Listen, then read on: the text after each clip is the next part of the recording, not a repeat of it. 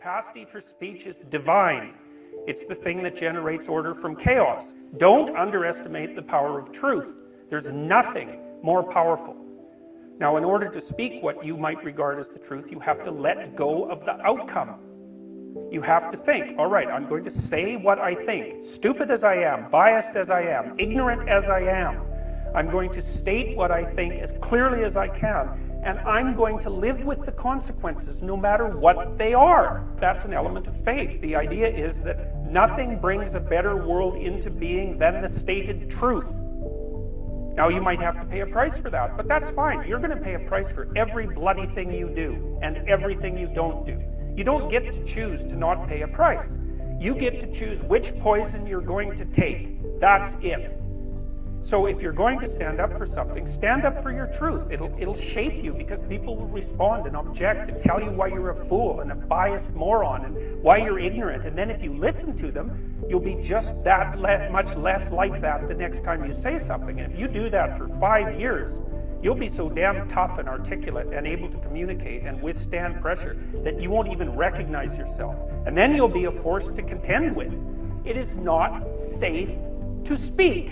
And it never will be. But the thing you got to keep in mind is that it's even less safe not to speak, right? It's a balance of risks. It's like you want to pay the price for being who you are and stating your mode of being in the world, or do you want to pay the price for being a bloody serf, one that's enslaved him or herself? Well, that's a major price, man. That thing unfolds over decades, and you'll just be a miserable worm at the end of about 20 years of that, right? No self-respect, no power, no ability to voice your opinions, nothing left but resentment because everyone's against you, because of course you've never stood up for yourself.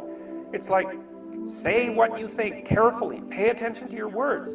The price it's a price you want to pay if you are willing to believe that truth is the cornerstone of society, and in the most real sense. If you're willing to take that leap, then tell the truth and see what happens, and nothing better could possibly happen to you. There'll be ups and downs, and there'll be pushback, and there'll be controversy and all of that, but it doesn't matter. It's like, wake up, tell the truth, or at least don't lie, and that's a start. You know 1,000 people. You're going to know more than that over the course of your life, but let's say 1,000 for the sake of argument for now. They know 1,000 people. That means that you're one person away from 1,000,000 people and 2 persons away from 1,000,000,000 people. And you're the center of that network. And now the way networks work is that information propagates in a network manner. So don't underestimate the power of your speech.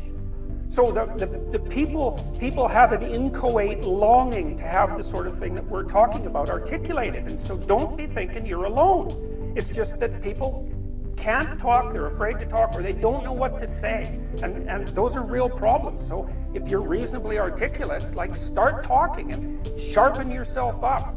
I mean, the enemy is a cloud. They're a cloud of gnats. They're only courageous in groups. They're only courageous in mobs. If you stand your ground and don't apologize and articulate things properly, they'll disperse around you like they're not even there. So most of it's illusion. So don't be afraid, but be afraid of the right thing. And the right thing you should be afraid of is not saying what you say, because that's the same as not being. And here you are, suffering away. You might as well be at the same time. At least then there's something to you.